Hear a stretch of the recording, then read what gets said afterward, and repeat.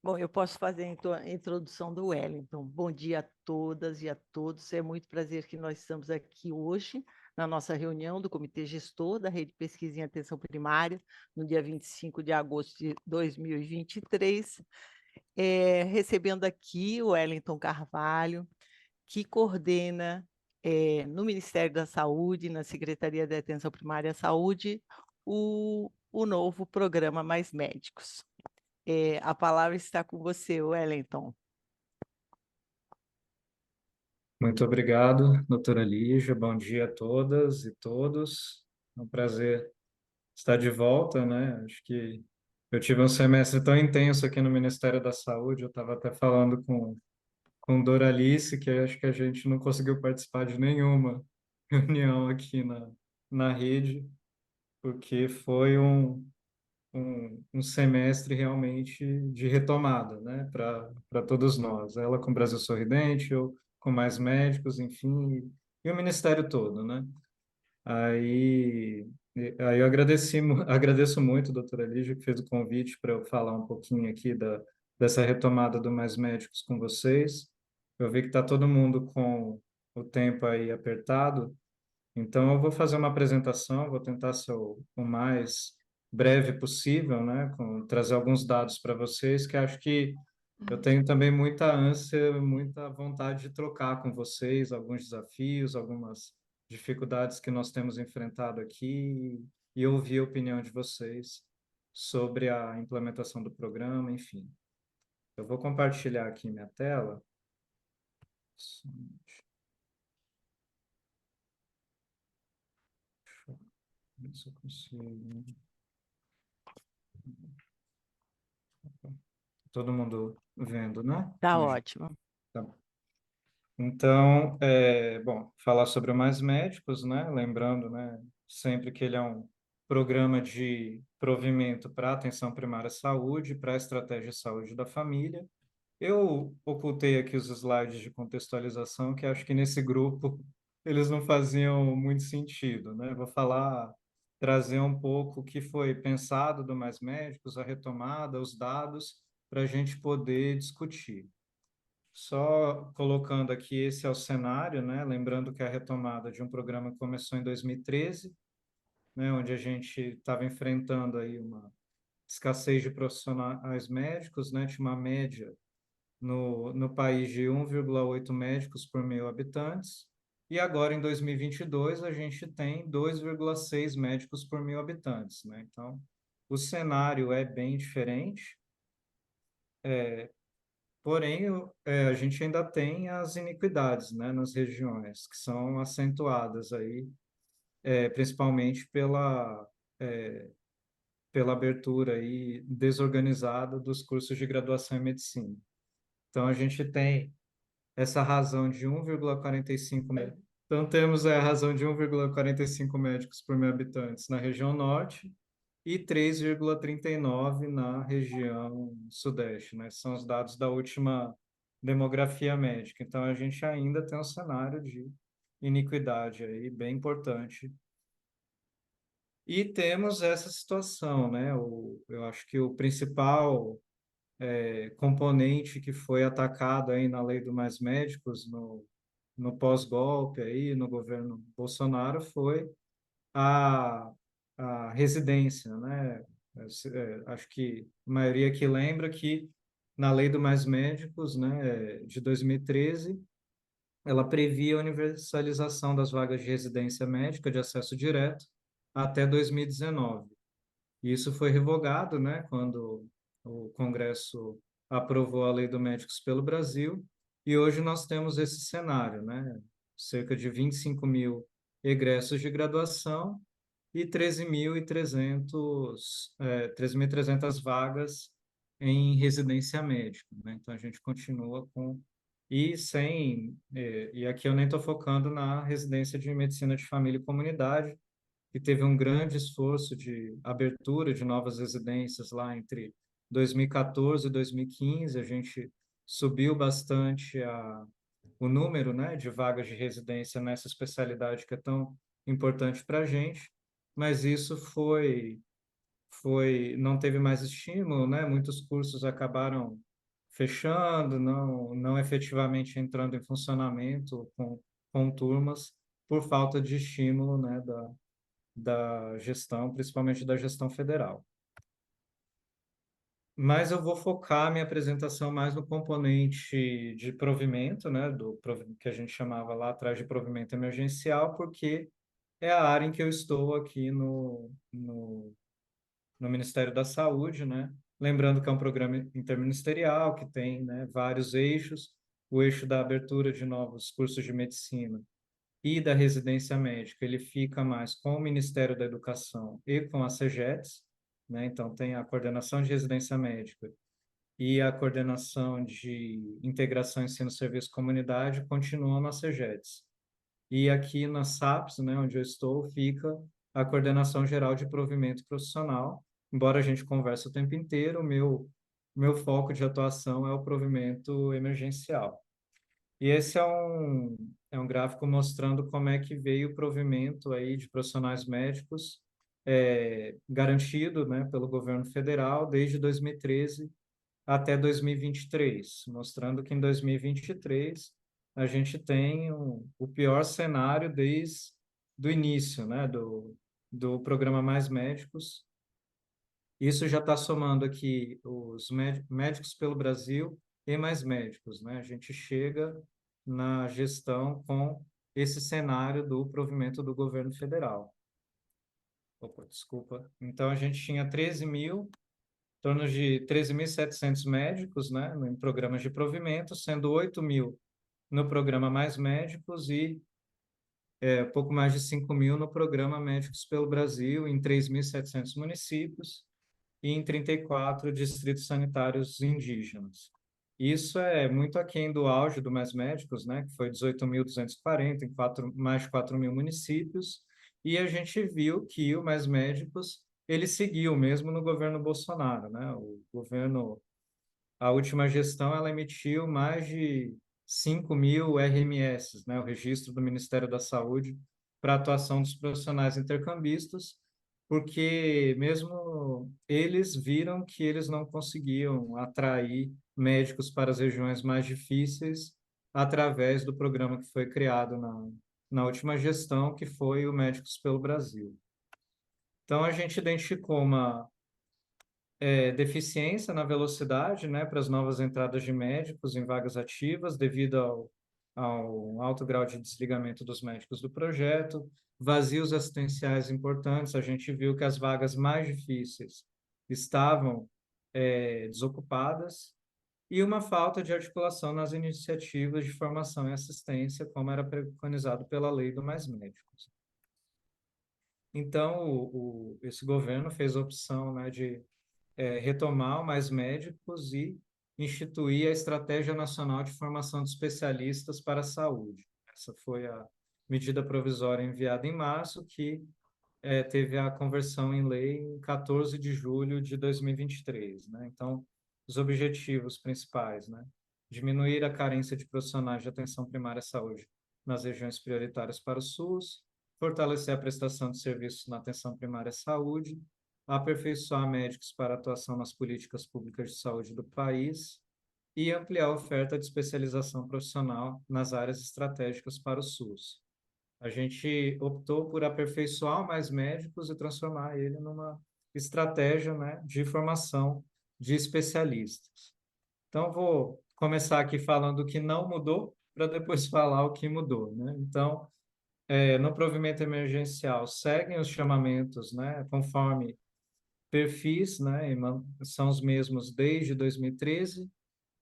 Primeiro chamamos brasileiros ou profissionais com registro no país, né, com CRM, depois brasileiros formados no exterior e depois estrangeiros. Então, essa prioridade segue, né, o programa, ele primeiro, todas as vagas são oferecidas para os profissionais aqui com CRM, depois, caso não ocupem, os brasileiros formados no exterior e, após isso, os estrangeiros.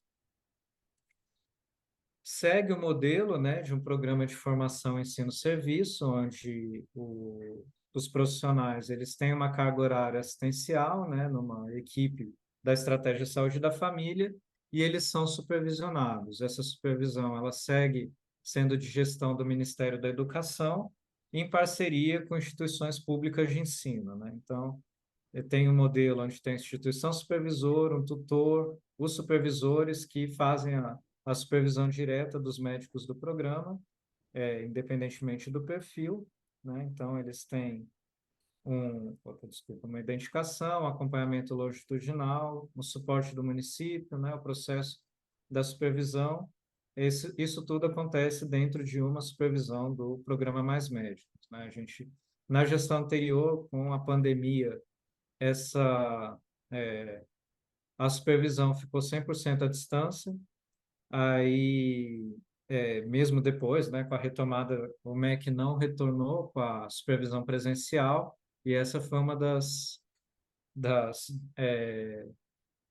diretivas, né, que nós acordamos com o MEC da supervisão presencial retornar, né, porque a gente acha fundamental que o supervisor conheça o território lá do médico, tenha contato com a gestão municipal. Então, agora nesse semestre estamos trabalhando para supervisão presencial dos médicos retornarem.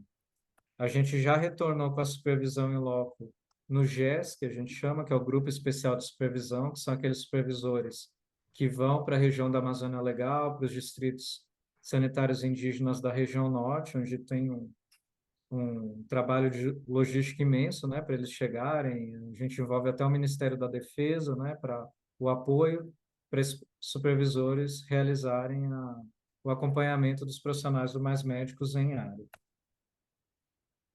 E agora falar um pouco do que mudou, né? A gente aumentou o ciclo do Mais Médicos de 3 para 4 anos, com foco na formação de especialistas, né? Então, de acordo com a Sociedade Brasileira de Medicina de Família e Comunidade, né? O profissional ele se torna especialista em MFC com a residência ou com 4 anos de prática mais a prova de títulos. Então, o principal objetivo de ampliar o ciclo do programa foi que a gente pudesse fazer uma formação em serviço de 4 anos para que após o profissional pudesse fazer a prova de títulos e se tornar um especialista em medicina de família e comunidade.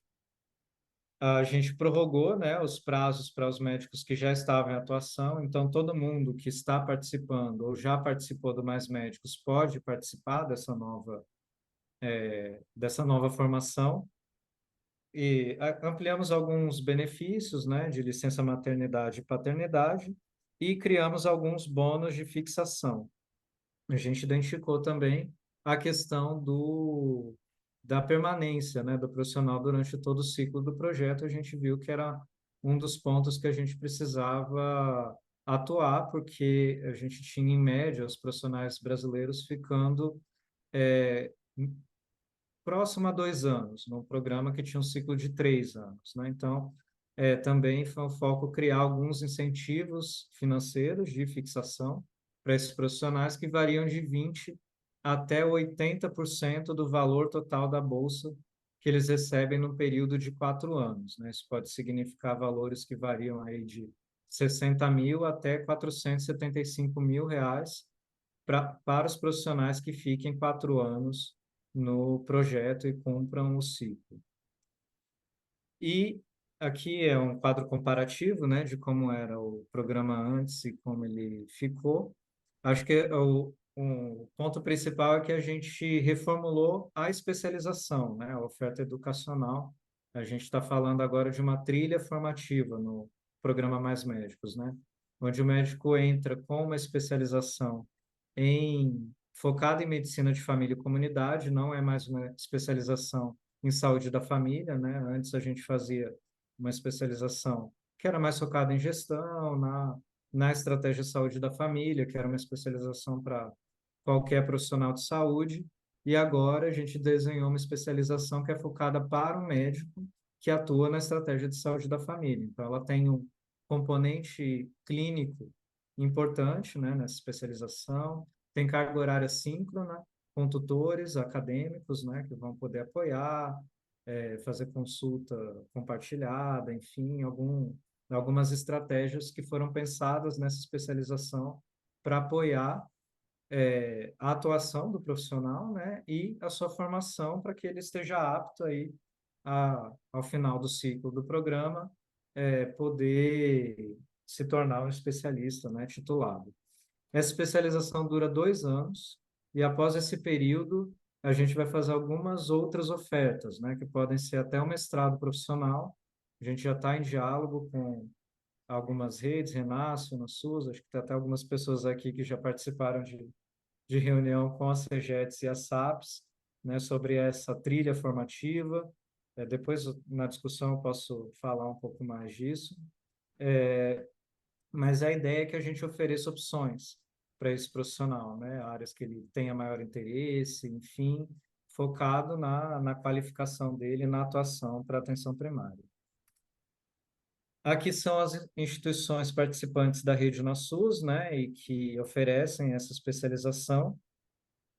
São 35 instituições públicas de ensino superior conveniadas. Nós já temos, nessa primeira etapa, já firmamos aí TEDs dessa nova especialização com 9, eu acho que são 9 universidades, precisamos de mais, então já aproveito, né, para pedir o apoio. Precisamos aí de mais universidades que ofereçam a especialização para o programa Mais Médicos, porque a gente tem uma meta aí, eu vou falar dos números em seguida, mas temos uma meta ambiciosa aí de número de médicos no programa e vamos precisar muito do apoio das universidades para realizar a formação desses profissionais.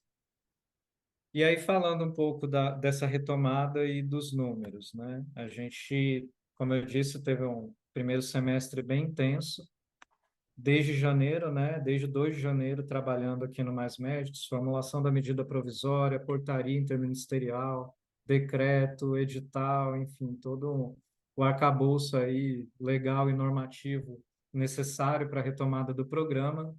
Já em fevereiro, a gente reativou editais que estavam paralisados pela gestão anterior. Tinham 2 editais publicados, com inscrições feitas de médicos, mas paralisados, e a gestão usou a desculpa do período eleitoral, mas, na verdade, eles não tinham orçamento. Por isso que eles não fizeram a convocação dos médicos, porque eles não previram orçamento. Então, isso foi possível pela PEC da transição, né? A gente conseguiu orçamento para poder reativar, né, várias coisas na área da saúde. Uma delas foi imediatamente fazer o chamamento de 800 médicos, né, os quais 152 eram índice 6, e isso permitiu com que em março já chegassem 14 médicos no DCI Yanomami, né, para apoiar a emergência sanitária que a gente enfrentou lá no começo do ano, né. Para vocês terem uma ideia, o DCI Yanomami tem 26 vagas autorizadas pelos programas de provimento, né, Mais Médicos e Médicos pelo Brasil, e só tinha 6 médicos em atuação lá, sendo que 2 estavam, uma estava de licença maternidade e outra de licença médica. Então, eles tinham 4 no cenário onde deveriam ter 26. Então, hoje eles já estão com os 26 em atividade. Em abril, fizemos um edital, né, para repor essas vagas que estavam, mais de 6 mil vagas aí que estavam em aberto nos municípios, tivemos 99% de adesão. Em maio, publicamos o edital de médicos já com as novas regras do programa Mais Médicos. Além disso, fomos fazendo renovações de médicos que estavam finalizando ciclos anteriores no programa, né? Então, com isso, a gente conseguiu aí uma velocidade de recomposição dos médicos no programa, e estamos agora, no momento, finalizando o módulo de acolhimento e avaliação com 1.040 médicos aqui em Brasília, né? São aqueles médicos brasileiros formados no exterior que precisam passar por um primeiro módulo, né, e fazer uma avaliação antes de irem para os seus municípios de destino. Então, aqui entre janeiro e julho de 2023, a gente conseguiu aumentar em 35% o número de profissionais no programa, né? E agora, com a chegada de mais esses 1.000 e uma quarta chamada que a gente fez do edital, a gente vai possivelmente chegar aí no próximo mês às 20.000 vagas autorizadas de financiamento federal ocupadas pelo programa Mais Médicos, né? E com mais de 4.000 municípios beneficiados. E essa é a distribuição do Mais Médicos, né? Aqui mostrando onde a gente chega, né? Nos municípios de alta vulnerabilidade, os programas de provimento são responsáveis pela cobertura de quase 50% da população desses municípios, né? Então, e isso diminui à medida que o município ele tem uma melhor condição, né, de vulnerabilidade. Então, mostrando que a nossa distribuição ela está chegando mais para quem mais precisa, né, do apoio e do provimento feito aqui pelo governo federal. E aí, para finalizar, falar um pouquinho dos editais, né? Acho que as novidades é que a gente tem um edital a gente autorizou 1.000 novas vagas na região da Amazônia Legal, né? Então, é, percebendo que essa região ela precisa, né, de mais apoio do governo federal, ela tem mais dificuldade de fixação, são os profissionais do Mais Médicos que chegam e que ficam lá. Então, a gente ampliou em 1.000 novas vagas e também fizemos alguns editais, né, para além da população indígena, que o Mais Médicos já faz desde 2013, né, já Mais Médicos é responsável por 90% da cobertura dos profissionais médicos na saúde indígena. Nós também fizemos editais para equipes de saúde prisional, né, então para as populações privadas de liberdade e para equipes do consultório na rua. Então vou falar um pouquinho mais desses novos editais. Nesse semestre, a gente publicou 14 editais, sendo que 8 estão em andamento. Temos também uma outra novidade, que é o Mais Médicos na modalidade coparticipação, para ampliar o número de vagas, né? Onde o gestor municipal ele pode aderir a uma vaga do Mais Médicos com a coparticipação, ele cofinancia o programa, né? Então, o governo federal ele continua pagando a especialização, a supervisão, as indenizações que foram criadas na nova lei do Mais Médicos, os deslocamentos, enfim, a formação inicial, e o gestor municipal, nessa modalidade, ele paga a bolsa do profissional, a bolsa mensal do médico, né? Então, foram 15.826 vagas solicitadas nessa modalidade de coparticipação, onde o Ministério autorizou 10.829 para 2023, e essa é a distribuição por região. Então, a gente também focou nos critérios de vulnerabilidade social, por isso aí tem 3.500 vagas na região norte, né, que é uma região que foi priorizada aí nesses critérios de vulnerabilidade. Temos esse novo edital, como eu falei, vagas específicas para consultório na rua. Ainda estamos na etapa de confirmação com os municípios. Das 111 vagas que a gente disponibilizou, até ontem tínhamos 86 solicitadas. A adesão vai até o dia de hoje. E aí, após nessa adesão, a gente faz o chamamento de médicos para ocuparem essas vagas. Temos as vagas na saúde prisional também, 85 vagas que foram disponibilizadas, 72 solicitadas pelos gestores, e aqui tem gestor estadual e gestor municipal, né, porque tem equipes que são de gestão estadual, e eles também têm até hoje para solicitar as vagas. Temos um chamamento de médicos em municípios, né, com mais de 8.600 vagas disponíveis. Estamos na fase de escolha dos municípios por esses profissionais. Tivemos 21.000 inscritos, 7.300 do perfil 1, que são aqueles profissionais com CRM, 9.900 do perfil 2, que são brasileiros formados no exterior, e 4.000 do perfil 3, que são profissionais estrangeiros com habilitação para exercício da medicina no exterior. Eles também têm até hoje para escolher os municípios, e no dia 12 de setembro a gente publica o resultado da primeira chamada, o resultado final, após recurso da primeira chamada, e a convocação para esses médicos assumirem suas vagas. Se for do perfil 1, ou do perfil 2 e 3, que já participaram do Mais Médicos, eles vão diretamente para o município. Se for do perfil 2 e 3 que nunca participou, eles vêm, fazem o módulo de acolhimento e avaliação e depois vão para os municípios. E temos também um edital para a saúde indígena, porque nós temos 62 vagas, aí que desde janeiro até agora foram desocupadas e a gente vai repor para ficar com 100% das vagas ocupadas na saúde indígena. Sei que são muitos números, né? Depois eu posso, a gente pode discutir um pouco mais, mas é só para dizer, né, que são muitos editais, é muito detalhe, é um trabalho hercúleo da equipe aqui, né, de operacionalizar tudo isso. E a gente pretende chegar até o final de 2023 com 28 mil médicos em atividade no programa.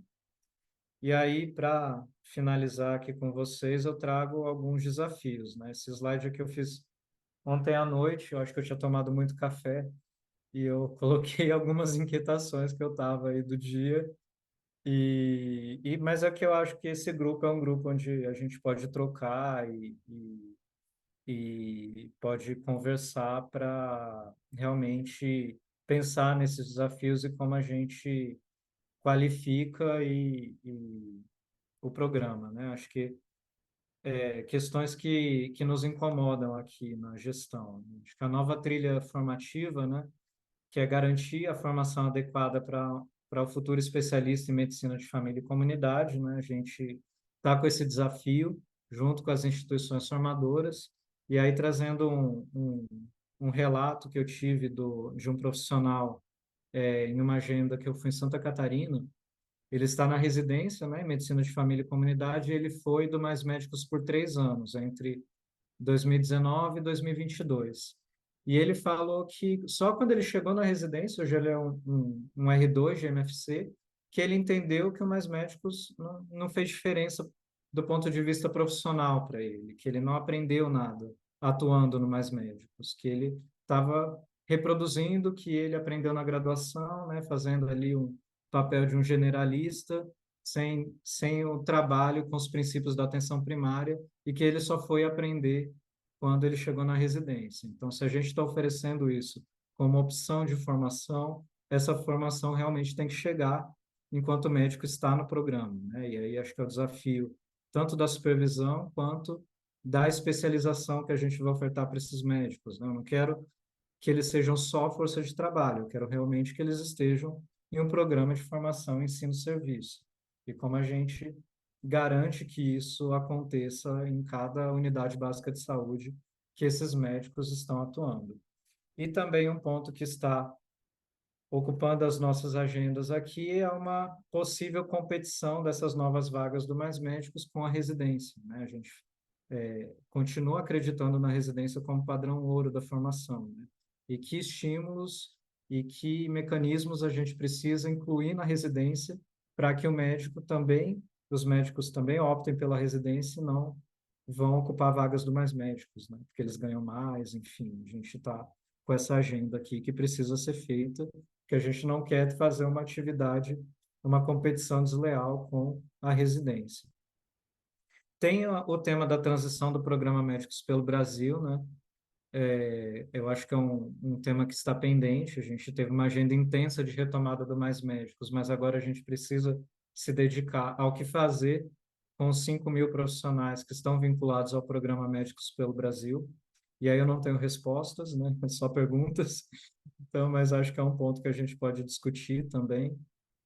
A atuação da APS, que foi reformulada para a GESUS, né? O que ela vai fazer e se ela vai ter algum papel no provimento, e o que significa a expansão do Mais Médicos para a estratégia de saúde da família, né?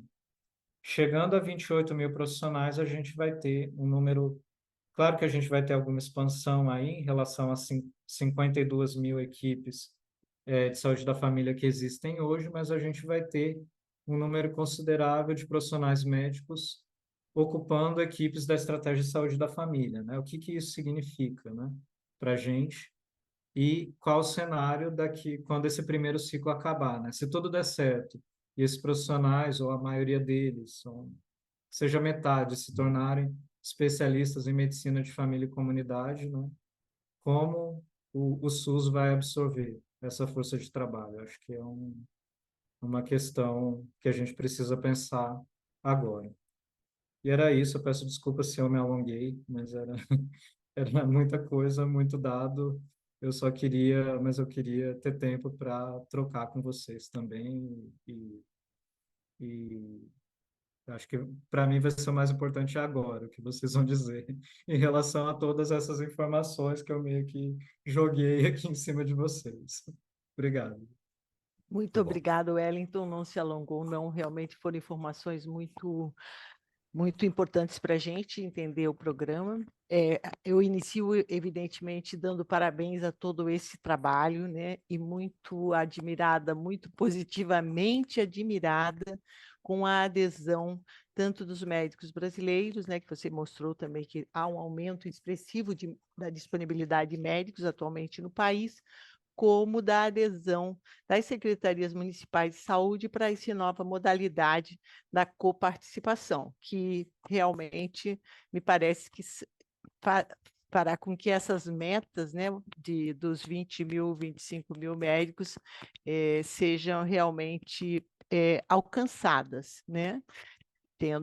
Consideramos tendo disponibilidade financeira também no Ministério, que certamente foram também possibilitados por aquela da PEC da transição e etc. e tal, com o aumento real do, do orçamento que tinha diminuído muito do Ministério da Saúde para esse ano. Então, eu acho que são questões muito importantes.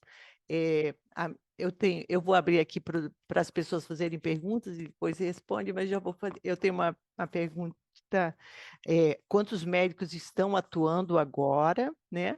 Desses editais, eu também me distraí um minutinho, são muitos números. Quantos médicos estão realmente atuando agora, nesse momento, nos diversos municípios? A questão da supervisão, se você pudesse falar depois um pouquinho mais sobre a questão da supervisão, né, dos mais médicos. São muitos temas, eu tenho muitos comentários, mas eu vou abrir aqui a palavra. O Facchini vai também falar, e pode, não sei se o Facchini quer coordenar ou eu vou coordenar aí as falas. Fala, Facchini. Você tem que ligar o microfone, já tem vários inscritos aqui. Você está com o microfone desligado, Facchini.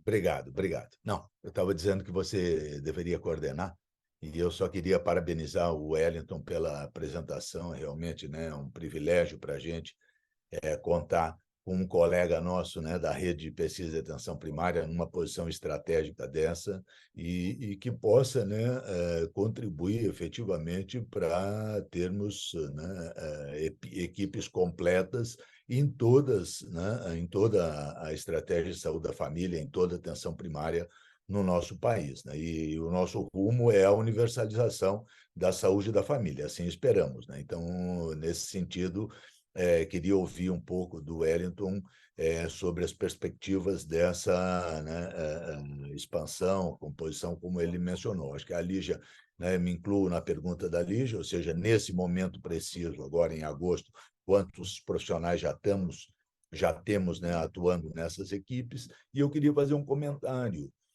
Nós participamos no Mais Médico anterior, na versão anterior do Mais Médicos, da especialização em saúde da família. E oferecemos pela Universidade Federal de Pelotas um dos programas mais bem-sucedidos que teve, né? Segundo a avaliação da OPAS e de vários colegas nossos, né? Então, tínhamos alcance desde o Amazonas, lá do interior do Amazonas, até o extremo sul do Rio Grande do Sul.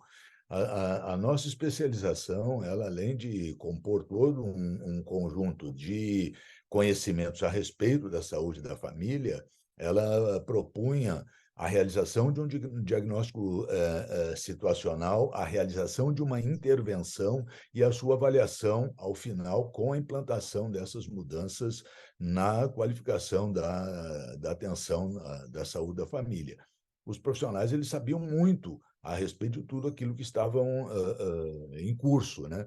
E, inclusive, o nosso questionamento em relação à questão da titulação, né? Ou seja, exigir programas, né, de formação, de qualificação, de capacitação de altíssimo nível e também ter oportunidade de titulação, assim como a pessoa se titula, né, em medicina, odontologia ou enfermagem na universidade, e esse título tem validade, tem essa quebra aí em relação à questão da definição dos especialistas que eu queria discutir. Muito obrigado.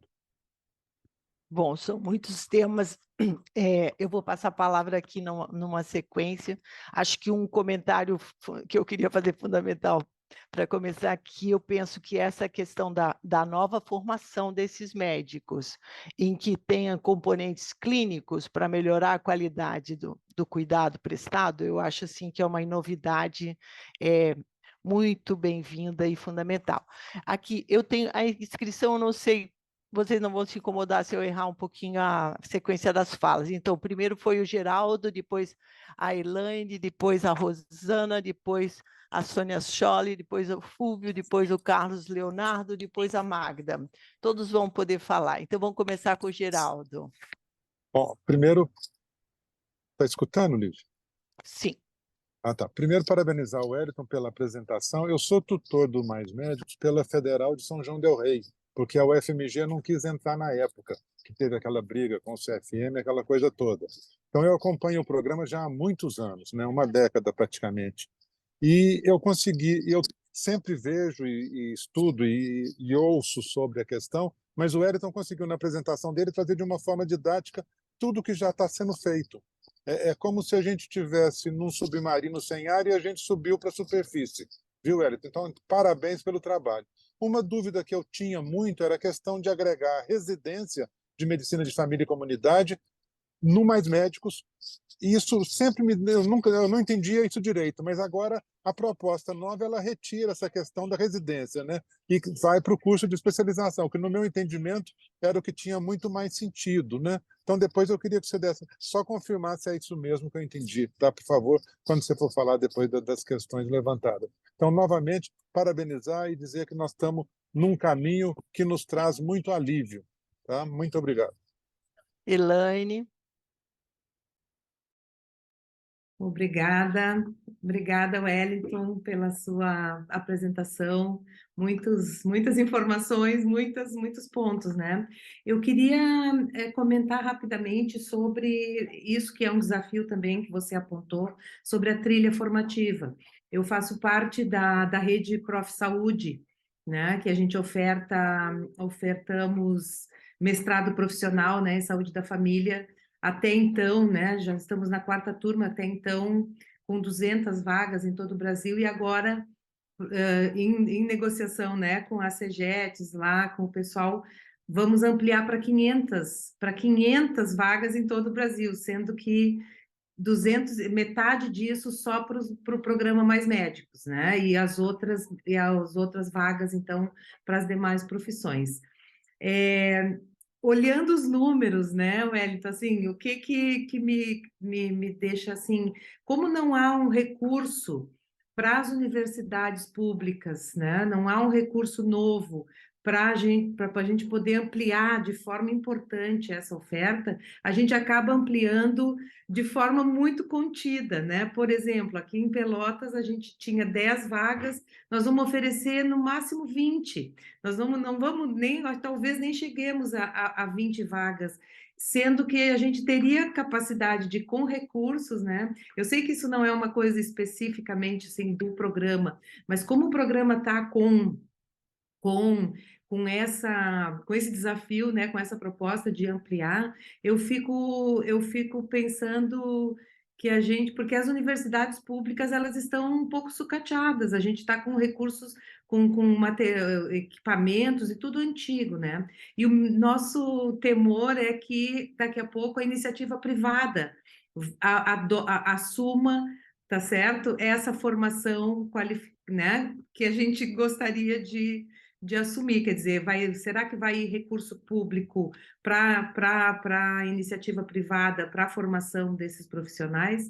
Era isso que eu queria, né, que você comentasse um pouquinho. Obrigada. Rosana. Oi, gente, de novo, bom dia. Eu também quero dizer, Wellington, que foi fantástico. Eu estou aqui agora, a Ana já chegou aqui no ISC, nós ficamos encantados, a apresentação muito boa e bastante esclarecedora. E já estou ficando com pena de você, com tantas perguntas que a gente está fazendo. Né? Enfim, eu acho que a Elaine trouxe bem uma das questões, né, que a gente queria ouvir um pouco mais, é dessa relação, como está estabelecendo essa relação com as instituições de ensino, né, desse ponto de vista dos cursos, etc. E também o que a gente vem discutindo com vocês, né, no âmbito do projeto, né, como você falou, eu acho que você falou um pouco aí da questão do perfil, né, do médico e do perfil da formação, né, e desse caso que você colocou do médico que disse que depois descobriu que era atenção primária. Mas eu queria um pouco mais, se você pudesse ainda ouvir um pouco dessas questões, né? O que está pensando, o que é a atenção primária, e a gente está falando isso Brasil, né? É uma coisa continental, e mesmo eu acho que não existe uma só concepção nem de medicina, nem de atenção primária e nem de medicina de família e comunidade, aposto que não, né? Nossa turminha aí de médicos. E a outra coisa, Wellington, se fosse possível também, é você falar um pouquinho, você falou que há uma transição, né, do remanescente ainda dos médicos, né?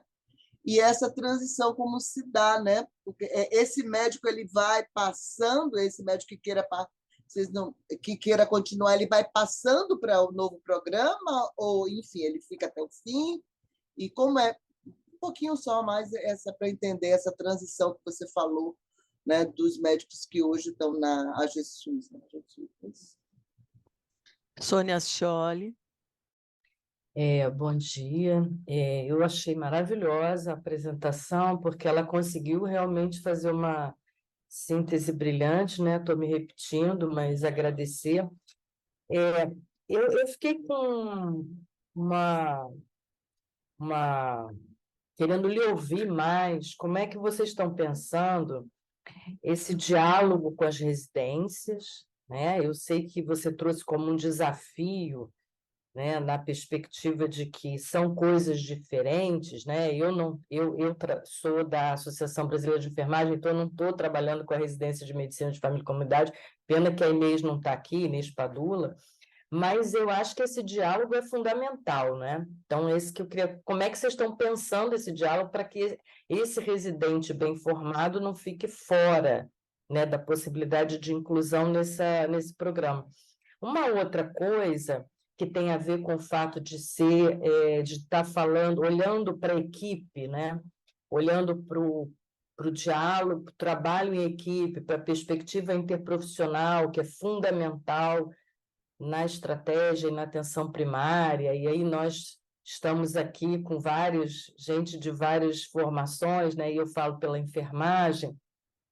Como é que vocês estão pensando dentro dessa trilha formativa, dentro dessa prática profissional, essa articulação na formação, né? Nesse processo de formação? Já estão dialogando com nessa perspectiva, numa perspectiva prática, ou pelo menos na perspectiva da trilha formativa?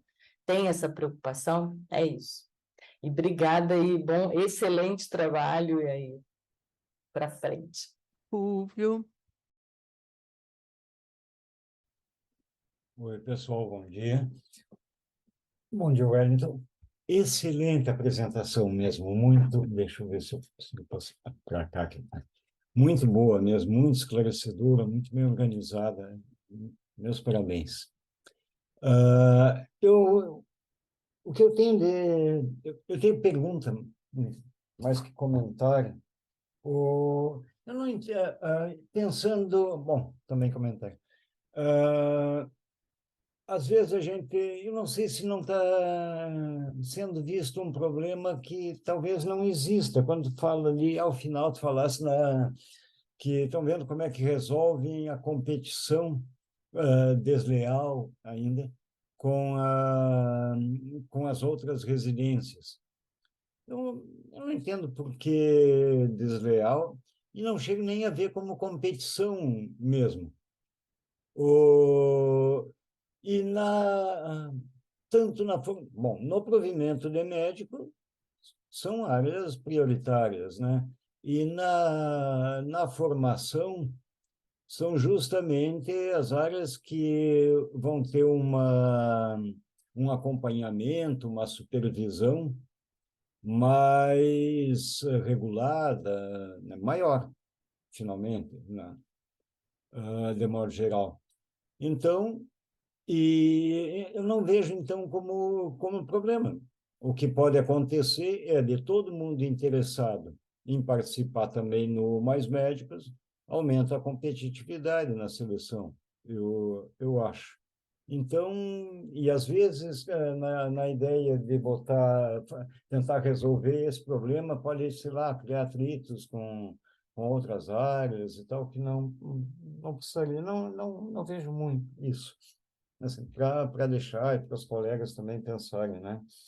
E outra coisa, talvez não, e não mais a CEGEPES e talvez não de agora, mas o Mais Médicos e a residência médica em medicina de família e comunidade do Mais Médicos não poderia ajudar também a formar residentes, a formar especialistas em saúde da família na residência multiprofissional? Não poderia ajudar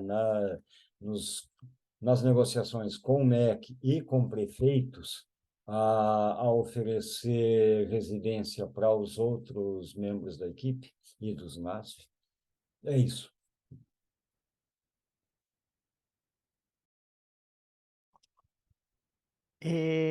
Carlos Leonardo, depois a Magda, depois a Angélica, e daí passamos para o Wellington, finalmente.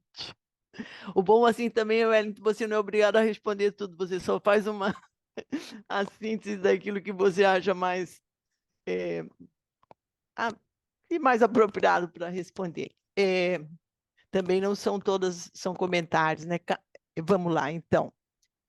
Bom dia a todos. Carlos Leonardo, querido. Bom dia a todos. Parabéns, Wellington, pela apresentação. Assim, eu tenho vivenciado, a gente tem um termo de parceria aqui com a Universidade Federal do Maranhão, a gente está trabalhando a educação permanente com os profissionais aqui da estratégia. 3 profissionais foram afastados do programa Mais Médico porque não cumpriram o curso de especialização pela UNASUS, não é?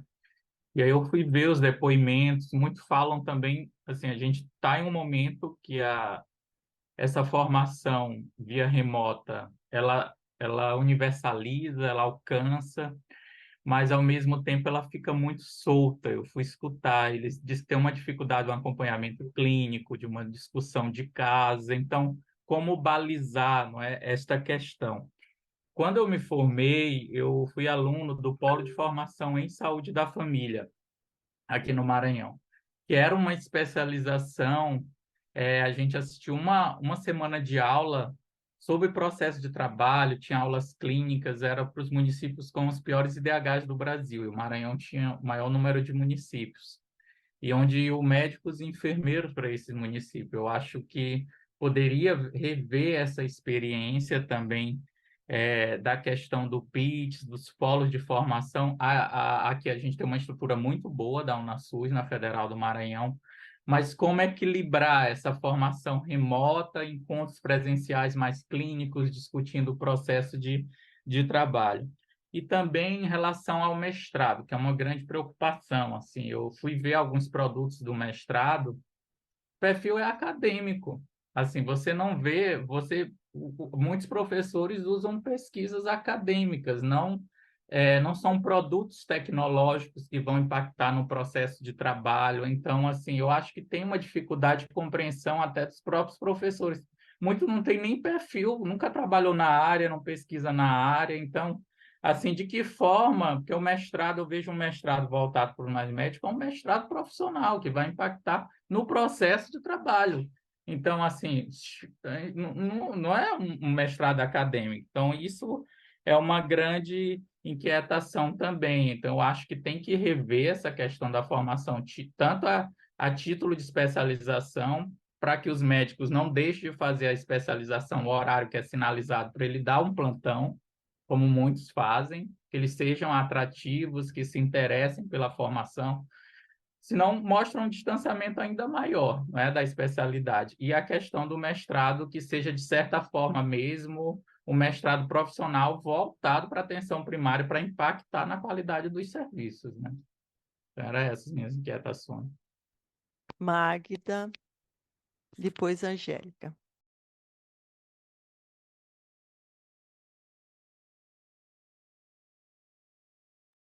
Angélica, acho Alô? que... Estão Magda, vai lá, ouvindo? Magda. Sim, Pronto, estamos, pode falar. Bom dia. perfeito.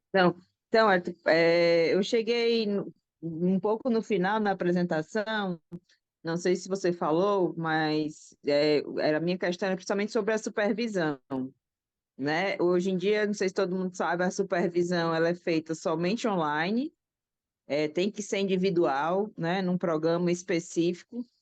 E eu acho assim que perdeu muito da supervisão que era feita antes, né? Antes a gente juntava, fazia em loco, juntava o supervisor, os supervisionados, fazia loco regionais. Esse formato, a minha pergunta é se vocês já vão mudar esse formato, se vai ter uma orientação a partir de quando para a mudança desse formato, né? E uma outra sugestão, no caso, que eu também acho, não sei se vocês estão pensando, aqui a gente tem tido, né, aqui no Ceará, eu falo do Ceará, os supervisores, né, acabam sendo pessoas, muitas vezes, que não são ligadas à medicina de família, né? E aí a sugestão que a gente até tinha colocado já para as outras, para os outros, para as outras edições do programa, né, é que dentro da supervisão houvesse uma... Eu sei que vocês deixam para os tutores, né, para as instituições, mas acho que valeria uma orientação nacional, né, de fazer uma priorização daqueles que são médicos de família, porque me preocupa muito sempre a supervisão do programa, né? Muitas vezes, por amizade, os tutores acabam colocando especialistas que são amigos, né? E gente que é médico de família, que é professor da faculdade, que ensina em outros locais, não consegue entrar na supervisão. Então, não sei se vocês estão pensando já alguma coisa em relação a isso, mas se não tiverem, fica a sugestão, né? Que exista uma diretriz nacional, que façam assim, a seleção para os supervisores e que se priorizem os médicos de família. E queria ouvir de vocês essa questão da supervisão online em loco. Obrigada. Angélica, bom dia, Angélica. Bom dia, Eliton. Eu queria começar dizendo que, quando eu estive na Conferência Livre de Atenção Primária e Saúde, eu convidei Geraldo para escrever um texto, uma nota de conjuntura para trabalhar educação e saúde sobre mais médicos. E depois ele me envolveu nessa produção dessa nota que vai sair agora. E eu teria algumas coisas para falar, a gente não tinha acesso a todos esses dados, mas uma coisa é muito notória. A gente fecha o texto, tinham 13 editais. Quando a gente vai para a revisão, já tem 14.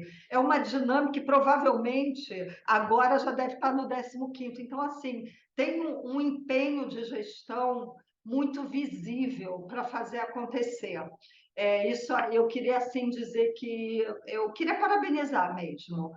A nota é muito elogiosa, é uma nota assim, bastante elogiosa, inclusive quando a gente fechou, eu falei, a nota já é elogiosa, fechar com 13 editais vai ficar muito... Aí depois já saiu 14, eu falei, já melhorou. Mas eu queria dizer que a gente mencionou algumas preocupações, umas pequenas preocupações. Primeiro, a questão da formação, que é alguma coisa que a gente, em pesquisa, vê também com os residentes, que é uma competição pelo trabalho na assistência. Não são só as articulações, mas assim, o residente também na atenção primária em saúde, aí eu não estou falando de um contexto, eu estou falando de alguns contextos que a gente pesquisa, eles relatam uma sobrecarga muito grande nas atividades de assistência, né? E o Mais Médicos, por se é um programa que prioriza, de fato, as áreas vulneráveis, é um programa que vai em lugares onde há uma carência, né? Isso significa uma demanda muito grande por cuidado, por assistência, o que acaba, eu diria que se há uma competição, são sobre esses dois tempos. A principal competição é tempo de formação e um tempo de trabalho que chega com uma necessidade e uma intensidade muito grande. A outra coisa é o fortalecimento da estratégia de saúde da família, e não um fortalecimento, não é um não fortalecimento, mas um não fortalecimento das equipes de atenção primária, né, que é a atenção primária, mas não é a saúde da família. É uma preocupação de que os mais médicos venham a se somar mesmo a uma perspectiva de fortalecimento desse modelo da saúde da família e não seja mais um elemento a fortalecer essas equipes de atenção primária, que de fato é importante, etc., mas que acaba enfraquecendo esse modelo que a gente tanto defende. No mais, eu queria dar parabéns não só à apresentação, mas de fato ao programa, ao projeto, e é isso. Bom, Wellington, você está com a palavra. Acho que você poderia começar com respondendo a essa pergunta da Angélica sobre a questão de como que os mais médicos, de fato, só vão ser incorporados nas equipes da saúde da família ou também nas EAPs. Essa é uma grande questão para nós aqui da rede. Com certeza. Você quer que eu comece pela mais difícil, né? Não, brincadeira, agradeço. Eu tinha certeza que esse momento aí de ouvir vocês seria o mais rico aqui da minha participação. E começando por esse tema, né, o nosso esforço aqui é que os médicos do programa Mais Médicos, eles componham equipes da estratégia de saúde da família, né? Acho que a principal dificuldade do gestor em não conformar uma ESF e ir para outros modelos é o médico, né? Então, o nosso médico, ele tem a carga horária adequada para compor uma ESF. Então, superada essa dificuldade, e com mais vantagens financeiras para que esse médico componha uma SF, eu acredito que os gestores vão fazer essa opção, né? Não tem por que eles colocarem o médico em outros modelos, sendo que, inclusive, financeiramente, não serão beneficiados, né? Inclusive, assim, eu não vou entrar nesse tema porque é de uma outra coordenação, ainda está em discussão, que é o do financiamento, mas eu sei que o Dirceu já fez rodadas de discussões com alguns de vocês, ou com a rede, enfim, mas a ideia é que seja mais vantajoso, inclusive financeiramente, para o gestor municipal, que ele coloque o médico do Mais Médicos numa equipe da Estratégia de Saúde da Família, né? Agora, eu queria que fosse obrigatório, mas aí tem toda uma negociação com o CONAS e CONASENS, que eu não sei se a gente vai conseguir superar. Mas, enfim, acho que pela indução financeira isso acontece também, né? E o que a gente conseguiu é que para né, os editais específicos, o médico ele tem que estar vinculado, né? Se for um edital da saúde prisional, ele tem que estar naquela equipe. Se for um edital da consultório na rua, ele tem que estar naquela equipe, né? E aí isso a gente deixou como obrigatório. O dos médicos, vou chamar de convencionais, do programa Mais Médicos, a gente está na discussão, né? Está tensionando no GT tripartite para que seja, inclusive vamos voltar a fazer a marcação de equipes com médicos de provimento, porque isso foi derrubado aí nas idas e vindas do SENES. Hoje a gente tem extrema dificuldade de identificar onde o médico está no município, né? Porque o SENES não marca a equipe, e aí a gente vai voltar com essa marcação e estamos tensionando para que esses médicos fiquem só em ESF, mas o plano B é o incentivo através da indução financeira também, para que seja mais vantajoso que eles estejam em ESF. Entendendo que isso vai facilitar também, ele está trabalhando no modelo, né, e sendo formado para o modelo. Enfim. E aí vou comentar, eu fui anotando tudo aqui, vou usar a estratégia que a Lígia me recomendou de fazer um apanhado e falar sobre. Mas se faltou alguma coisa, depois vocês podem me perguntar novamente. Iniciando pelos números, a gente está hoje com 18.500 profissionais ativos nos programas de provimento do Ministério. Então, a gente já ultrapassou o auge do Mais Médicos da primeira temporada, que a gente chama, né? Que foi 18.240. E aí temos 1.000 profissionais que estão aqui em formação em Brasília e chegam nos municípios no dia 2 de setembro. Então, em breve estaremos aí com 19.500 e a ideia é que até o final do ano, pelas minhas estimativas, a gente vai chegar aí nos 22, 23 mil profissionais já em atividade no programa. Então, a gente vai ultrapassar o auge do programa do passado, né? E acredito que até metade do ano que vem a gente consiga a meta aí dos 28 mil, né? Entendendo que o edital ele pode ter várias chamadas, tem uma velocidade ali que a gente não consegue superar muito pela burocracia de um chamamento público, né? Não é trivial fazer um chamamento público para 8 mil vagas, né? Então, a gente persegue aí essa meta. A lei impôs uma série de novos mecanismos que a gente, agora nesse semestre, vai precisar se debruçar aqui como gestão, pedimos apoio de outros ministérios, porque agora nos novos chamamentos públicos a gente precisa incluir as reservas de vagas para pessoas com deficiência, cotas raciais, vagas afirmativas, enfim, e tem para esse chamamento público que a gente faz, não é tão simples, né, fazer essa incorporação desses mecanismos de vagas afirmativas. Então, a gente vai precisar também aí quebrar a cabeça para ver como a gente incorpora isso no nosso chamamento público.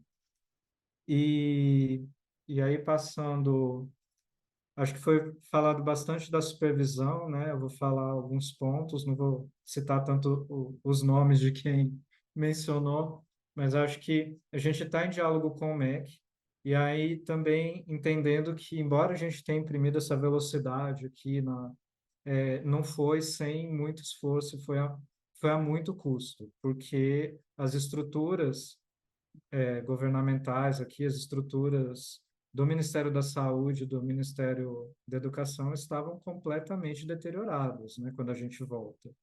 Assim, e mesmo com a reforma administrativa, né, com a recomposição da esplanada, não foi possível recompor toda a força de gestão que a gente precisava. Então, eu tenho sérias dificuldades.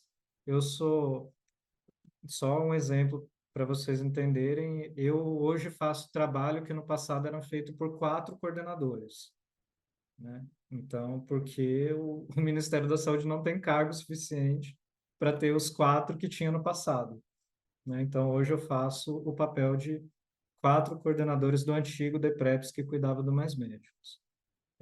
Esse é um exemplo para dizer de várias outras dificuldades que a gente tem. O MEC foi praticamente a área que cuidava do Mais Médicos no MEC foi dizimada. Ela está sendo recomposta agora, né? Então a gente ainda tem esses desafios aí do ponto de vista da gestão, mas mesmo assim estamos com diálogo lá com a diretora, a atual diretora, que é a doutora Gisele, lá do MEC, e para recompor uma supervisão que seja presencial, a gente está pensando numa supervisão híbrida, né? Que retome os encontros loco-regionais, que retome a supervisão em loco, porque a gente sente muita falta disso, né? Hoje o supervisor ele só dialoga online com o médico, então ele não sabe o que o gestor está pensando daquele profissional, ele não conversa com a equipe, né? Alguns supervisores que são mais antigos têm as suas relações com a gestão e ficam sabendo de algumas coisas, mas a grande maioria está restrita ali a um contato online com o médico e a gente entende que isso não é adequado, ainda mais para os desafios que nós teremos aí pela frente. Então, vamos retomar as supervisões presenciais, as loco-regionais, né?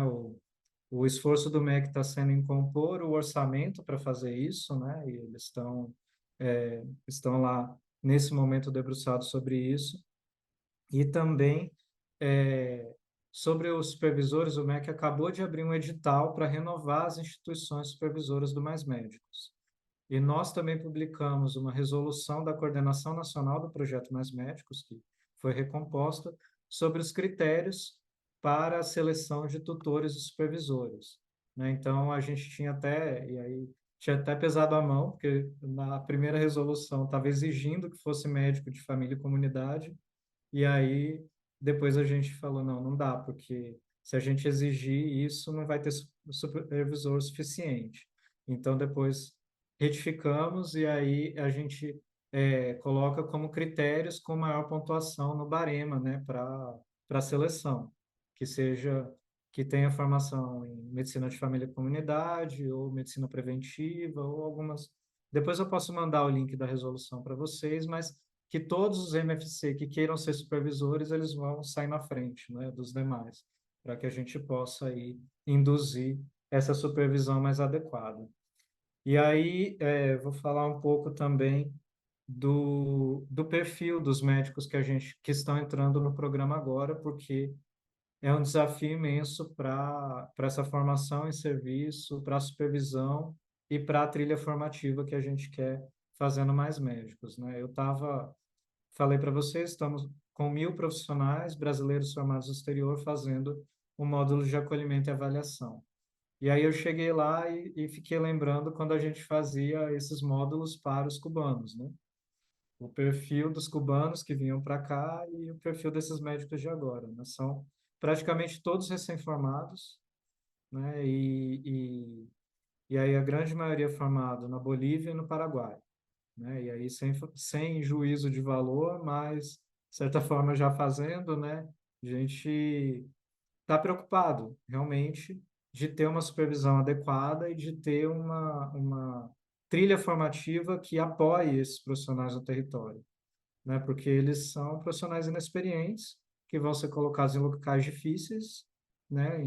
Na maioria dos locais ele vai ser o único médico da unidade, né? Então, a gente não pode deixar essa pessoa sozinha lá, senão ela não vai dar conta e a gente pode começar a ter problemas, né, de credibilidade do programa, né? Então, é um desafio para as instituições supervisoras, para as instituições formadoras e para nós, como gestão, conseguir monitorar e acompanhar todos os eventuais problemas no território, mediação de conflito, né? Identificar condutas inadequadas desses profissionais, fazer correção de rumos, enfim. O perfil do profissional que está entrando agora, eu acho que é o principal desafio nosso para que o programa continue sendo exitoso e tendo resultados aí bons. Puxando o gancho da trilha formativa, né, a gente está em discussão, a secretária Isabela está nos apoiando muito nessa discussão, conjunto às instituições que vão oferecer, e a Fabiana, né, da UnaSUS, aqui em Brasília. A gente tem discutido muito com as instituições que vão oferecer esse novo formato da especialização e o que vai ser depois da especialização, né? A gente tem aí, sei lá, 95% dos nossos profissionais são profissionais que vão para essa etapa da especialização em medicina de família e comunidade, né? Que é o profissional que eu estou querendo formar para chegar a ser o especialista. Mas a gente tem aí em torno de 450, 500 profissionais que já são médicos de família e comunidade. Então, a gente está vendo que oferta eu faço para esse profissional. Não faz sentido eu oferecer a mesma coisa que eu estou oferecendo para um recém-formado, né? Então, a gente conversou com as universidades que teriam já mestrados disponíveis para a gente oferecer a esses profissionais, né?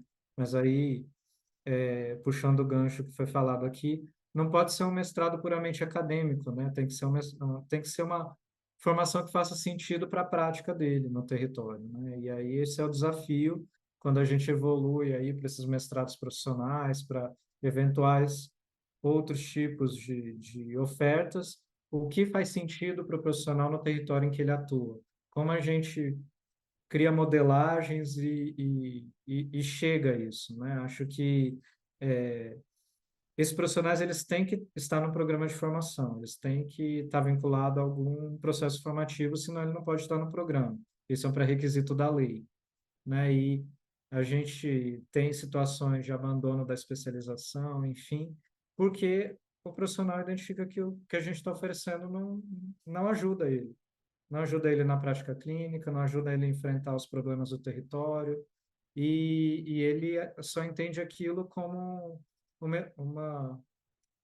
algo burocrático que ele tem que cumprir para permanecer no programa. E é esse o nosso desafio, né? Que a formação faça sentido para ele, que ele entenda que aquele tutor acadêmico da especialização pode apoiar ele numa dificuldade, numa discussão de caso, né, num planejamento territorial, enfim, que o supervisor tire as dúvidas dele, que faça uma consulta compartilhada, que tenha interação, né? Então, acho que é modelar esse processo que é o nosso desafio aí no programa de formação. E para finalizar, para não ser muito extenso, acho que o ponto da residência, né? Acho que a gente recebeu alguns coordenadores de programas de residência, principalmente aquelas residências que foram abertas em alguns municípios, dizendo que eles têm dificuldade de atrair para o programa de residência com uma bolsa do Mais Médicos que paga muito mais, né? Enfim, e aí a gente está tentando, junto ao CEGEDS, equalizar isso, né? Que a gente já deixou alguns mecanismos na lei que dizem que todos os benefícios de indenizações, enfim, que a gente oferece no Mais Médicos, a gente pode oferecer na residência. Inclusive, tem, por exemplo, o médico do FIES, se ele fizer residência em medicina de família e comunidade, ele pode até quitar a dívida, né? E aí a gente ainda não regulamentou isso. E a gente precisa fazer isso o mais rápido possível, inclusive pensar se é uma estratégia de complementação de bolsa, equiparar a bolsa de residência MFC e do Mais Médicos, enfim. Ainda não estou dizendo que a gente vai fazer isso, não é uma proposta fechada, mas isso está na mesa para a gente discutir, porque a gente não quer que os programas abertos fechem, né? A gente quer, inclusive, criar mais. Então, a gente não pode pensar que para alguns municípios, para os municípios maiores que têm condição de ter preceptor, que também é um gargalo importante da residência, ter o seu programa, não faz sentido eu criar mais vaga do Mais Médicos. É melhor ampliar a vaga da residência, enfim. Estou só jogando aqui as discussões que a gente está fazendo aqui para que o Mais Médicos ele não feche vagas de residência em MFC, porque não é essa a nossa intenção. Deixa eu ver se tem mais alguma coisa que eu anotei aqui. E também todo o nosso esforço é que a supervisão e a especialização e a trilha formativa seja feita por instituições públicas, né? Então, estamos aí pensando... todas as especializações a gente faz TED, paga as especializações, estamos pensando para o Prof-Saúde, para o Renasce, que a gente está discutindo mais, o que mais a gente pode oferecer de apoio para que o número de vagas seja ampliado em instituições públicas, né? Acho que, e aí não querendo demonizar, mas acho que quando a gente abre para o setor privado, a gente gera uma concorrência desleal, né? Então, não é a nossa intenção nesse momento, mas a gente precisa que a ampliação de vagas aconteça, né? Porque senão a gente vai chegar naquela situação que temos o médico e não temos vaga para matricular nas ofertas, nas trilhas formativas. Acho que, deixa eu ver se do que eu anotei. Acho que eu acabei passando um pouco por todos os temas aqui que foram falados e só a gente focou muito nessa retomada do Mais Médicos na formação médica, né? E acho que aí para o próximo, nem vou falar para o próximo semestre que eu já estou tão cheio de coisa para fazer até acabar o ano, mas entre o final desse semestre e o próximo ano, a intenção do secretário é avançar para as outras profissões, né? E como a gente integra o Mais Médicos, a formação do Mais Médicos, para que seja um profissional preparado e formado para trabalhar em equipe multiprofissional, né? E como a gente pensa no provimento de outros profissionais de saúde, né? Era uma encomenda para esse ano que a gente não deu conta pelas dificuldades, pela complexidade, né? Que é discutir. A gente já tinha um acúmulo do Mais Médicos, mas nas outras profissões de saúde a gente vai estar começando. E aí a gente precisa se preparar, porque não é a mesma coisa. Fazer provimento para as outras profissões não é só copiar e colar e trocar médico por outro profissional, né? Desde o planejamento, dimensionamento, as regras, o que eu vou oferecer de formação é diferente. Então, a gente precisa se estruturar um pouco melhor para colocar essas outras iniciativas aí na rua. Bom, eu gostaria de agradecer muito, Wellington, essa participação e a tua apresentação nesse debate, desejar todo o sucesso nesse programa, que é fundamental para a melhoria da qualidade e para a promoção da equidade no Sistema Único de Saúde. Faço essa palavrinha assim, na verdade, nós temos muito, que pode ser o corte para a Bruna aí do nosso videozinho.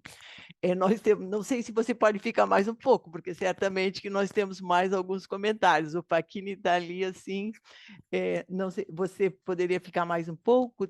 Ou, não sei, eu posso fazer alguns mais comentários. O Paquini quer fazer alguns comentários. Eu queria também fazer um comentário que eu acho, primeiro, a gente ficou, agora aqui, não vai aparecer na gravação, a gente ficou totalmente, eu pelo menos, ficamos totalmente assustado quando disseram assim, 28 mil médicos vamos dar mestrado profissional. Aí a gente faz a conta como... Não, totalmente despirocado, né? Assim, totalmente fora de... Sim, frases muito rápidas, sem discussão, né? Claro, quando você fala agora que para quem já tem medicina, família e comunidade, que já tem o título e que pode se ofertar um mestrado, isso é um outro padrão totalmente possível e realizável, né? E pode também se ampliar, evidentemente, mas nada disso se produz primeiro imediatamente e depois os mestrados são regulados pela CAPES, que coloca critérios que são razoáveis, que têm que ser cumpridos. Então, nós que trabalhamos assim nos mestrados, todo mundo ficou assim, que loucura, é impossível. Mesmo o Prof. Saúde, que a gente queria fazer no começo lá, Facchini, que era o nosso reitor, sei lá, 1.000 vagas ou 2.000 vagas, só podia dar 200 com 30 e tantas instituições participando. Então, são coisas que nos pareceram sempre impossíveis de realizar. Eu queria salientar essa questão da importância da formação clínica desses profissionais. Eu sei que nós estamos aqui o multiprofissional, o interprofissional, a saúde pública coletiva, mas a qualidade da atenção primária é dada por um conjunto da infraestrutura, mas a qualidade do profissional, ela é fundamental. E isso tem que ter uma formação clínica adequada. E isso acho que isso é uma excelente iniciativa. Não pode ser só médicos centradas, só no cuidado individual, tem que ter as questões do coletivo que nós sempre colocamos atenção primária, saúde, qualidade resolutiva, comunitária, territorializada, não pode esquecer todos esses adjetivos, esse modelo assistencial que a gente quer promover, né? Então, eu acho que isso são questões assim fundamentais. A outra coisa que me impressionou muito foi a questão da adesão dos municípios para essa coparticipação, porque, claro, alivia eles, me parece, torna muito mais barata a contratação de um médico e alivia eles essa questão do controle sobre o médico, que também é muito difícil essa relação da gestão municipal, às vezes, com essa categoria profissional, né? Dada a escassez, a tensão, etc. e tal. Então, acho que isso são coisas assim cruciais nesse novo programa. A outra grande questão para nós aqui, que é a tal da ADAPS, né? Que é um ponto nevrálgico e ninguém toca, porque estamos todos na alegria da mudança governamental pela reconstrução e a união. Contudo, esse é um ponto nevrálgico, né? Que foi transformado numa outra agência, ninguém comentou aqui, nós comentávamos quando nós fizemos nossas propostas lá do revogaço e etc. e tal, se fosse para manter a DAPS, que se mantesse com funções muito restritas, né? Muito restritas para o provimento. O que os médicos de família e comunidade, claro que defendiam a questão da relação da DAPS por causa da possibilidade, que nunca se realizou, do contrato CLT, né? Que é essa questão da carreira no SUS e das formas de contratação e a precarização do trabalho no SUS é um tema, sim, dos mais candentes e dos muito prioritários, de fato, para você ter uma estrutura assistencial, longitudinalidade, qualidade, um SUS daquele que nós queremos, se não avançar de alguma forma nisso, né? Tem eu vi que vai ter um debate, alguém... Ah, não, era lá no SEBS na segunda-feira, sobre como que pode se fazer uma carreira com a participação tripartite. De fato, acho que isso é um ponto que a gente tem que... Só assim que a gente vai resolver o problema da DAFSA, da GSUS, sei lá, agora adiante. Mas, bom, desculpe falar muito. Facchini, está com a palavra. Obrigado, Lígia, obrigado. Não, as questões para reflexão aqui, para o desafio, né, elas são complexas, são difíceis, mas é um privilégio a gente estar com o Wellington e poder ter um diálogo com o atual governo, com o atual Ministério da Saúde e a SAPS para poder implementar esse processo, né? A destruição que a gente experimentou no país, né, de 2016 para cá é realmente impressionante, né? Então, reconstruir isso, conforme o Wellington falou, não é fácil, inclusive pela governabilidade, por todos os ajustes que tem aí nas relações, né, de poder, de força aí com o Congresso, com tudo, evidentemente.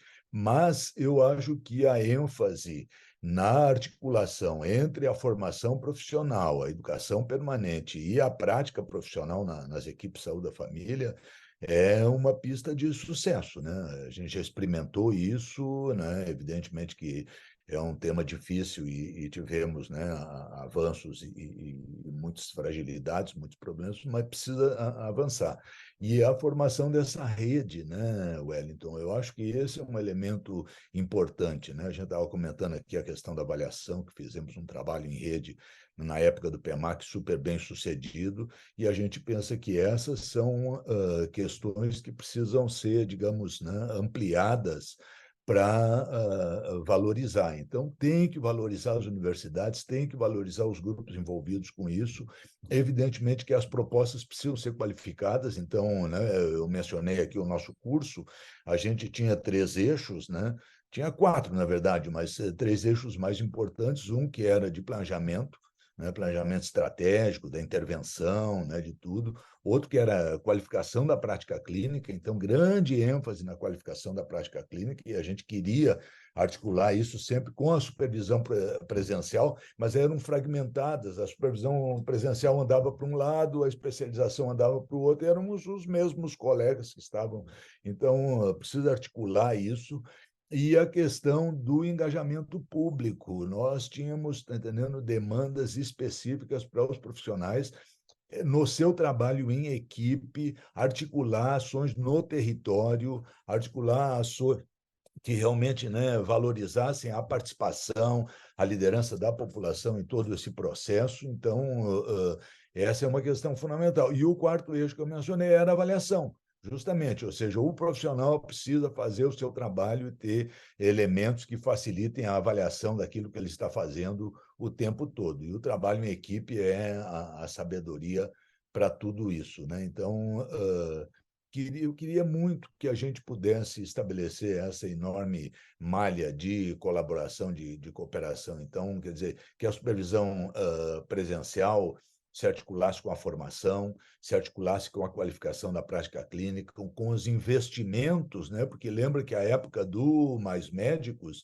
tínhamos, além do PEMAC, o Requalifica UBS, tínhamos, né, uma série de ações de investimento. Então, claro, se você quer que um profissional jovem, né, formado na Bolívia, no Paraguai, não importa onde, realize a sua prática de maneira, né, qualificada, vai precisar ter bons equipamentos, né, equipamentos de tecnologia da informação, apoio, né, à consulta compartilhada, a segunda opinião, a tudo aquilo que a gente já mencionou aqui. Então, esse é o destaque que eu queria fazer. E, claro, 28.000 profissionais em atividade é, de fato, né, um marco nunca antes alcançado neste país e que, de fato, contribui para a universalização da estratégia de saúde da família. Maravilha. Obrigado.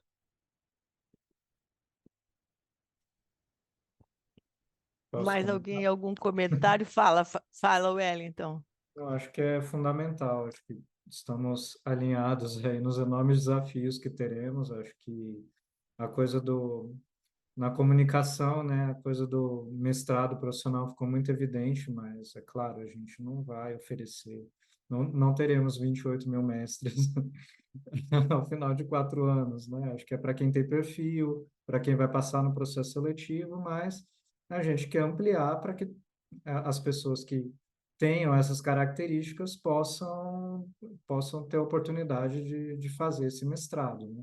Mas a gente tem que, aí num curto período de tempo, pensar para os outros que não farão o que a gente vai oferecer, né? Eu acho que esse é um ponto que, na primeira temporada do Mais Médicos, né, a gente ofereceu especialização em saúde da família, que durava aí entre 1 ano e meio, e depois ficava muito solto, né, em relação a cursos que a gente chamava do segundo ciclo formativo, né, que eram cursos Isso. autoinstrucionais ali, que o profissional escolhia o que queria fazer, enfim, e não é a nossa intenção. A nossa intenção é que a gente tenha uma oferta que qualifique esse profissional, pensando que agora estamos lidando com o perfil de profissional que a gente já mencionou aqui, né? Que é um profissional que provavelmente precisa de mais apoio, e eu acho que o ano que vem vai ser um ano bastante difícil para a gente, bastante desafiador, do ponto de vista que a gente vai ter esse número expressivo de profissionais aí ocupando as equipes da estratégia de saúde da família e mostrando as dificuldades, né? A dificuldade de estrutura, de equipamento, né? De acessar aí recursos tecnológicos de apoio, e a gente vai ter que trabalhar fortemente para que esses recursos cheguem, né? Então, temos a inclusão da saúde da família no PAC, né? Vamos ter recurso aí para compra de equipamento, mas a gente sabe que isso demora um tempinho para chegar, né? Então, acho que no ano que vem a gente vai ter alguns ruídos importantes aí que a gente vai ter que administrar com sabedoria. O Wellington, desculpe, Lígia, um comentário que a Lígia havia mencionado e eu pensei em falar, acabei esquecendo, é a questão seguinte, né? O mestrado profissional no Brasil, ele não é financiado. Se supõe que, quando surgiram os mestrados profissionais, as empresas, que seriam as máximas interessadas, deveriam financiar mestrados profissionais. No caso do serviço público, o Serviço Único de Saúde, quem é a empresa financiadora, né? É o nosso sistema. Então, deveria ter recurso público para investimento nessa questão. Na época da especialização, havia um valor per capita por aluno, e isso nos dava uma escala que permitia investimento em infraestrutura de tecnologia da comunicação, da contratação de supervisores, de docentes, de apoio pedagógico para os alunos. No mestrado profissional não existe isso. E nós oferecemos, né, a Elaine Tomasi mencionou isso, que a gente oferece 10 vagas, e agora, num esforço imenso, queremos oferecer 20, mas nós não temos um centavo para investimento no programa que possa qualificar essa ação. Eu fico pensando qual seria o mestrado ou doutorado de alto nível no Brasil que poderia funcionar sem investimento, né? Então, nós temos a necessidade que o Ministério da Saúde, no caso a SAPS, aqui pela discussão, pudesse ter compreensão de que é preciso investir nessas instituições para que essas ofertas sejam efetivas. Quando propusemos o mestrado profissional, isso ainda era antes do golpe contra a Dilma, havia a ideia de que haveria um investimento nessa ordem, e por isso a gente fez a proposta de 1.000 vagas, que, infelizmente, para nossa frustração, nossos colegas, né, da área acadêmica, lá da CAPES, disseram não, 1.000 não, só 200. 30, 40 instituições, não, só menos de 20 naquela oportunidade. Isso não faz rede, isso não faz com que núcleos, né, qualificados na área de pós-graduação possam ajudar aqueles emergentes a se qualificar, a se desenvolver, e nós agora estamos nesse impasse. Nós não temos como expandir essa capacidade de oferta sem qualquer investimento, sem um centavo de investimento. Haveria perspectivas no sentido de articular essa rede para apoiar as instituições? Obrigado. Posso completar, Wellington, com a questão, eu acho que tem o problema do revalida, que tem que ser enfrentado. para esses médicos, e a outra coisa dessa segunda geração da formação, né, de como que vai ser apoiado, qual é a articulação com a Sociedade Brasileira de Medicina, Família e Comunidade, e como que vai ser apoiado para que eles possam, ao final dos 4 anos, fazer a prova da especialidade e passar na prova de especialidade. Com certeza a gente, né, se a gente estivesse pedindo aí o apoio para ampliar sem oferecer nada, a gente já está pedindo para vocês operarem um milagre, né? Não tem como sem recurso, né? Acho que a gente tem o valor per capita que a gente repassa para a especialização, inclusive a gente aumentou porque essa especialização ela tem um outro perfil, ela custa mais porque ela prevê carga horária síncrona, enfim, o tutor acadêmico ele tem que ser um médico, né? Porque ele vai discutir conteúdo clínico, de preferência o médico de família e comunidade, mas sem fechar também, senão a gente não teria tutores suficientes para os cursos. Mas, com certeza, acho que é uma discussão que a gente está fazendo em conjunto com a CEGETS para pensar em como financia essas novas vagas de mestrado profissional que a gente quer abrir no programa. Então, não sei, mais ou menos na lógica que a gente faz com a especialização, né, que tem um valor, um investimento por aluno. Então, estamos pensando nisso. E a Lígia tocou num ponto que eu não falei muito, né, que acaba que eu estou no mesmo departamento que tenho a responsabilidade do contrato de gestão do Médicos pelo Brasil, com a DAPS, né? E é uma questão que a gente precisa realmente discutir. Acho que já teve uma decisão de gestão que o Mais Médicos não vai para lá, né? A gente no começo tinha uma questão, ele pode ser mais vantajoso operacionalmente, enfim, a gente já entendeu que não.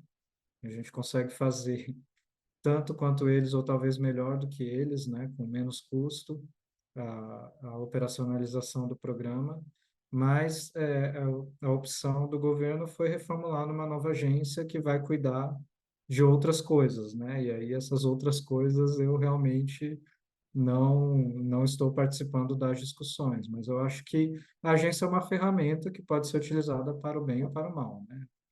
Ela por si só não é maléfica, né? É o uso que as gestões irão fazer dela, né? E aí eu acho que vai precisar de muita sabedoria para entender o que ela pode ou o que ela deve fazer, né? Acho que a minha opinião sobre a Jesus é essa, né? E dizer que nesse momento o provimento vai continuar sendo feito diretamente pelo Ministério da Saúde. Eu tenho uma pergunta, Wellington, que é a seguinte: eu entendi que teve um edital para 5.000 vagas, ou algum número assim, que se inscreveram 30.000 ou 20 e tantos mil. É um grande número de médicos. Tinha entendido que eram médicos brasileiros, médicos com CRM. Entendi que eram isso. Mas aí você tem agora 1.000 médicos formados no exterior, sem CRM. Isso. Então, aquelas vagas todas não foram preenchidas pelos médicos com CRM, faltou 1.000 lugares. Me explica isso. Uhum.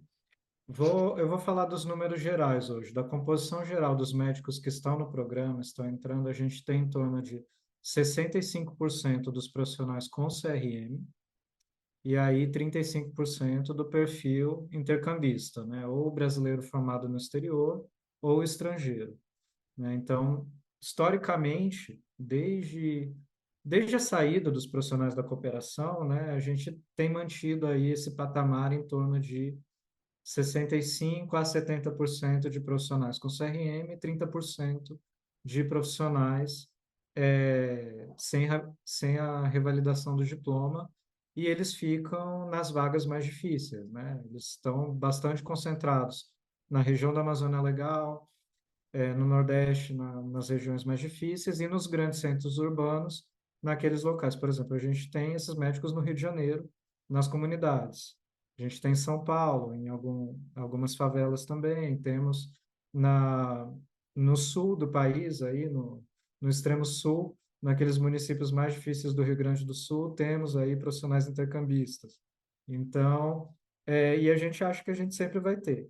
Com essa ampliação de vagas, talvez a gente aumente o número de profissionais intercambistas, né? Porque a gente ampliou em 3.000 vagas aí na região norte, e aí, dialogando também um pouco com o que foi falado aqui, não me surpreende as vagas de coparticipação ter grande adesão do gestor municipal, que a gente está falando de um gestor da região norte que ele pagava R$ 20.000 para um médico ficar 2 dias na semana. Então, ele ter 12.000 de desconto no repasse dele para ter um médico do programa é muito mais vantajoso para ele, né? Então, não me surpreende, né? O que eu fico Ele tem um pensando desconto, é um desconto no repasse da atenção do primária. da atenção primária, porque quem paga é diretamente o Ministério. Isso. Nós temos que ter o orçamento aqui para pagar todos os médicos que a gente colocar no programa, né? Que é numa ação orçamentária separada. Então, o Ministério tem orçamento para os 28.000, né? Aí o que vai gerar de desconto dessas vagas de coparticipação, aí vai ficar para financiamento das outras ações da atenção primária, expansão de equipe, enfim, saúde bucal, digamos assim, o crédito vai ser gerado lá, né? Mas o orçamento do Ministério ele tem que estar previsto para pagar todos os médicos, porque é numa ação orçamentária específica. Acho que era isso. Não sei se eu respondi. Muito bem. O Geraldo levantou a mão, acho que daí a gente tem que acabar, né? Mas Tá. o Geraldo levantou a mão, mas não sei se tem mais alguém para um comentário rápido.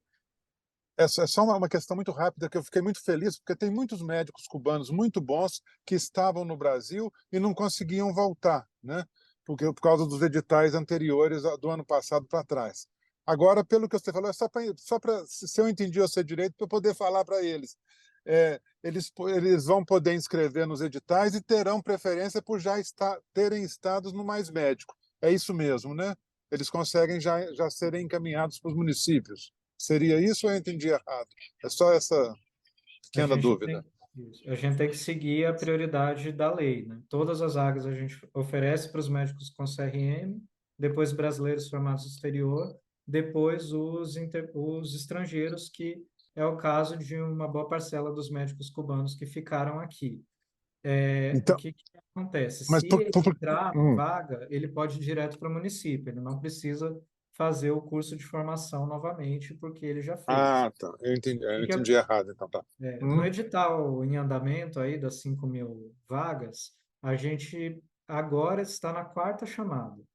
A gente está chamando, e agora a gente começou a chegar em alguns locais em médicos do perfil 3, que são esses estrangeiros, né? Agora eu acredito que no próximo, que tem 8.000 vagas, eles vão entrar num volume aí importante, principalmente para essas vagas na região norte, né? Que a gente já viu que, assim, resumindo bem, todos os profissionais brasileiros com CRM que tinham interesse em entrar no Mais Médico já entraram.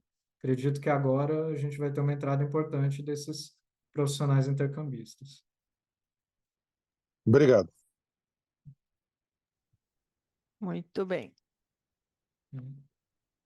Bom, aproveitar e agradecer aí, né, a oportunidade de dialogar com vocês e espero poder participar de outras reuniões da Rede APS quando eu tiver agenda, mas estamos à disposição aqui. Alguns de vocês devem participar, a gente está realizando oficinas regionais aí do Projeto Mais Médicos. Agora está acontecendo a oficina da região Centro-Oeste, inclusive eu tenho que ir para lá agora, mas vamos ter em Belo Horizonte, a da região Sudeste, em Salvador, a da região Nordeste, em Manaus, a região Norte, e em Porto Alegre, a da região Sul. Depois eu posso mandar a agenda para vocês, e quem tiver interesse em participar pode entrar em contato comigo, que eu mando a data, local, enfim. Eu fiquei pensando duas coisas. Uma, a gente vai fazer um pequeno boletim, ia pedir para, não sei se a Angélica ainda está aqui, a Bruna pode fazer o início, a Angélica podia daí completar, que já está fazendo esse texto, um pouco para divulgar. Eu fiquei pensando, Faquim, também, pessoal, a gente talvez pudesse fazer um dos seminários online desse semestre sobre o Mais Médicos, se o Wellington achar pertinente, porque é uma forma também de divulgar, são coisas assim, é um outro público, mas esclarece muito, né? Porque não fica um tititi de vários tipos que as pessoas não compreendem, porque a gente podia convidar o Wellington, convidar alguém das CGETs que está mais relacionado com essa questão da formação, convidar a Sônia, alguém da enfermagem, para fazer esse diálogo da interprofissionalidade, pelo menos mínima, assim, no Carlos Leonardo. Entre as universidades que tem aqui, eu acho, estou vendo aqui o Carlos Leonardo, que talvez seja a Universidade Federal do Maranhão, talvez possa se articular um pouco mais para essa tutoria. As outras me parece que já estão todas contempladas naquele teus slides, né? Para esse apoio na formação. É claro que tem que ser com as faculdades de medicina para ter esse apoio na formação aí dos mais médicos nesse momento. Queria te perguntar se você poderia passar para a gente os teus slides, para a gente divulgar no nosso site também, sempre é muito bom para as nossas aulas sobre atenção primária, atualizando as novas políticas, né, que são muito importantes, né? Realmente, assim, uma diferença enorme. Te agradecer muito e parabenizar pelo teu trabalho, pelo programa desse governo, da ministra, do Lula, não,